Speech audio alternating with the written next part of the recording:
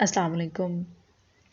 आज हम स्टडी करेंगे parts of FTIR spectroscopy and the working principle of FTIR spectroscopy. So first of all हम बात कर लेते हैं पार्ट्स की कि FTIR स्पेक्ट्रोस्कोपी जो है इसके इंस्ट्रूमेंटेशन के कितने पार्ट्स हैं। So let's start with this lecture. First of all अगर हम इसके फर्स्ट पार्ट की बात करें तो इट्स IR सोर्स, और जो कि हमने पहले लेक्चर्स में भी बात की है, ये ग्लोबल सोर्स हो सकता है, नर्डस्ट सोर्स हो सकता है, any type of source depending on the type of measurement and analysis. इसके बाद हमारे पास नेक्स्ट पार्ट है जी इंटरफेरोमीटर्स। इंटरफेरोमीटर्स जो हैं ये फर्दर डिवाइडेड हैं दो पार्ट्स में। इंटरफेरोमीटर्स जो है इसमें हमारे पास दो मिरर्स आ सकते हैं, जिनमें से एक जो है वो फिक्स्ड मिरर है, दूसरा जो है वो मूविंग मिरर है।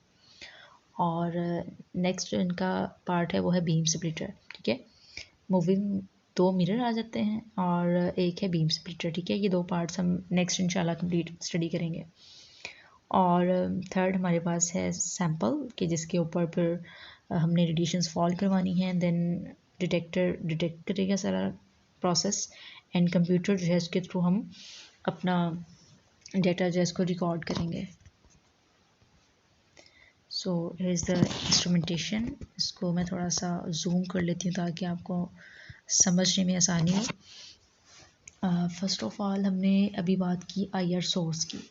सो IR सोर्स जो है ये अप्लाई हम करेंगे जिसके थ्रू हम रेडिएशंस IR रेडिएशंस ले रहे हैं। ठीक है, ये सोर्स कोई भी सोर्स हो सकता है depending on the type of analysis and experiment. तो जब हम IR सोर्स के थ्रू रेडिएशंस फॉल करवाएंगे बीम स्प्लिटर पे। ठीक है, ये हमारे पास बीम स्प्लिटर। तो बीम स्प्लिटर क्या करेगा कि उन रेडिएशंस को स्प्लिट कर देगा हाफ रेडिएशंस, यानी हाफ रेडिएशन जो है वो फिक्स्ड मिरर की तरफ मूव करेंगी और हाफ रेडिएशन जो है वो मूवेबल मिरर की तरफ मूव करेंगी। अब यहाँ पर बहुत ही इम्पॉर्टेंट पॉइंट है कि मूविंग मिरर और फिक्स्ड मिरर दोनों ही मिरर्स के थ्रू जो लाइट दोनों मिरर्स पर जा रही है वो रिकम्बाइंड होती है एट द बीम स्प्लिटर। ठीक है, बीम स्प्लिटर पर आके वो लाइट रिकम्बाइंड होती है ड्यू टू द रिफ्लेक्शन। ठीक है, और जो वो रिकम्बाइंड होती है उसकी वजह से इंटरफेरोमीटर क्रिएट होता है, इंटरफेरोग्राम जिसको हम कहते हैं। ठीक है, उस प्रोसेस को हम इंटरफेरोमीटर कह रहे हैं। वो जो ऑप्टिकल पाथवे, ये जो ऑप्टिकल पाथवे यहाँ पे जनरेट हो रहा है ना, इस ऑप्टिकल पाथवे को बेसिकली हम कह रहे हैं इंटरफेरोमीटर। और इंटरफेरोग्राम क्या है कि जिसमें हम ये सारी फ्रीक्वेंसीज जो इनको रिकॉर्ड करते हैं। सो नेक्स्ट जब हमने बात की कि बीम्स जो हैं वो हाफ रेडिएशंस आती हैं मूविंग मिरर की तरफ और हाफ रेडिएशंस आती हैं फिक्स्ड मिरर की तरफ। ठीक है, तो रेडिएशंस जो हैं वो रिकम्बाइन होती हैं बीम स्प्लिटर पे। बीम स्प्लिटर पे जब वो रिकम्बाइन होंगी रेडिएशंस तो उसके बाद जो है वो हमारे पास एक बीम स्प्लिटर जो है वो नेक्स्ट उनको फॉरवर्ड करेगा सैंपल की तरफ। लेकिन यहाँ पर जो मोस्ट इम्पॉर्टेंट पॉइंट ये है कि यहाँ पर पाथ डिफरेंस क्रिएट होता है। ठीक है, अब जब फर्स्टली जब हमने सोर्स से हमारी रेडिएशंस बीम स्प्लिटर पे आई, देन बीम स्प्लिटर ने स्प्लिट करके उनको मूविंग और फिक्स्ड मिरर की तरफ मूव कर दिया। तो तब चूँकि स्टेशनरी एंड मूविंग मिरर जो थे वो सेम डिस्टेंस पे थे, तो तब पाथ डिफरेंस है वो क्या होगा, ज़ीरो पाथ डिफरेंस होगा। चूँकि सेम डिस्टेंस पे थे दोनों, तो अब जो वेव्स क्रिएट होंगी, सपोज़ करें कि अगर ये वेव्स हमारी क्रिएट हुई हैं एक मूविंग मिरर से। ठीक है, ये वेव्स हमारी मूविंग मिरर से क्रिएट हुई हैं। सो इसी तरह अगर हम ये वेव्स कंसीडर करते हैं कि ये फिक्स्ड मिरर के थ्रू जो है जनरेट हुई हैं। अब अगर हम इन दोनों वेव्स को कंबाइन करते हैं तो हमारे पास जो इंटरफेरेंस क्रिएट होगा वो होगा कंस्ट्रक्टिव इंटरफेरेंस। और कंस्ट्रक्टिव इंटरफेरेंस में क्या होता है कि यहाँ पर हमारे पास इंटेंसिटी और एम्पलीट्यूड जो है वो वेव का हाई हो जाता है, ठीक है। और नेक्स्ट जब हम दूसरी सिचुएशन देखते हैं कि जिसमें हमारे पास मूविंग मिरर जो है वो थोड़ा सा मूव कर जाता है, ठीक है, तो डिस्टेंस जो है वो चेंज हो जाता है, यानी कि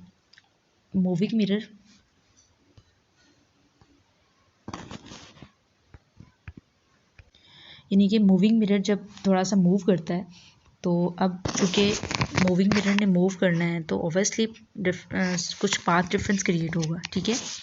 अब उस केस में क्या होगा कि अब सपोज करें कि अगर मूविंग मिरर जो है उसने जितना भी एक्स्ट्रा पाथ कवर किया है तो उसकी अगर वेव्स इस डायरेक्शन में है और जो हमारे पास फिक्स्ड मिरर है उसकी वेव्स हमारे पास इस डायरेक्शन में है, ठीक है।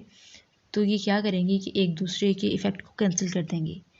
तो इस केस में क्या होगा कि मूविंग मिरर और स्टेशनरी मिरर जो हैं वो डिफरेंट डिस्टेंस पे हैं बीम स्प्लिटर के, ठीक है। बीम स्प्लिटर को अगर हम बेस लाइन मानते हैं, ठीक है, ये हमारे पास है बेस लाइन, लेट्स सपोज, और मूविंग मिरर डिफरेंट डिस्टेंस पे है, फिक्स्ड मिरर डिफरेंट डिस्टेंस पे है, तो उस केस में क्या होगा, डिस्ट्रक्टिव इंटरफेरेंस क्रिएट होगा, ठीक है। और जब डिस्ट्रक्टिव इंटरफेरेंस क्रिएट होगा तो डेफिनेटली हमारे पास एम्पलीट्यूड और इंटेंसिटी जो है वो वेव की बहुत ही लो हो जाएगी, ठीक है। तो नेक्स्ट फिर हमारे पास जो रिकम्बाइंड वेव्स यहाँ पर बीम स्प्लिटर पे आती हैं, यानी कि वेव्स पहले गई हमारे पास फिक्स्ड मिरर की तरफ, देन हमारे पास मूविंग मिरर की तरफ गई, देन वो रिकम्बाइन हुई हमारे पास बीम स्प्लिटर वाले पॉइंट पे। अब क्या करेगा कि बीम स्प्लिटर उन वेव्स को, उन रेडिएशंस को सैंपल पे फॉल करवाएगा, ठीक है। अब जब सैंपल पे फॉल करवाएगा, अब जो रेडिएशंस बीम स्प्लिटर से आ रही हैं सैंपल की तरफ, उन रेडिएशंस में हमारे पास चूँकि वो सोर्स से आ रही हैं और उनकी वाइड रेंज ऑफ वेवलेंथ होती है, और इंटरफेरोग्राम जो है वो जनरेट होता है combining of the two waves, जो कि एक हमारे पास मूविंग मिरर से आ रही है और दूसरी हमारे पास फिक्स्ड मिरर से आ रही है, और उनको ओरिएंट करता है टुवर्ड्स सैंपल, ठीक है। अब जब सैंपल पर वेव्स आएंगी तो जैसे ही ये सैंपल से पास करेंगी तो सैंपल जो है वो साइमल्टेनियसली एब्जॉर्ब कर लेगा, जितनी भी वेव्स यहाँ से सैंपल पे फॉल करेंगी वो साइमल्टेनियसली सारी की सारी वेव्स जो हैं वो उनको एब्जॉर्ब करेगा, सब वेवलेंथ्स की वेव्स को। और IR स्पेक्ट्रम में यूजुअली वो वेव्स होती हैं, ठीक है। और इंटरफेरोग्राम जो है वो सिग्नल्स जो है वो डिटेक्ट करता है।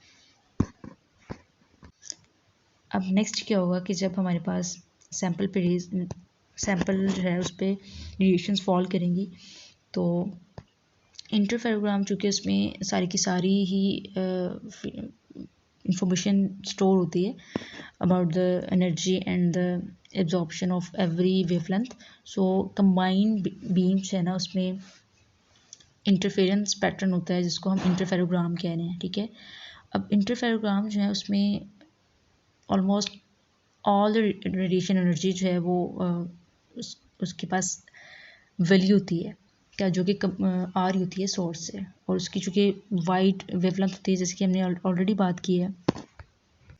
और जो हमारे पास इंटरफेरोग्राम है बेसिकली इसी के पास सारी इन्फॉर्मेशन है जो कि टाइम डोमेन में आ रही है, ठीक है। टाइम डोमेन सिग्नल में हमें वैल्यूज़ मिलती हैं, और मैं इसको थोड़ा सा मूव करती हूँ।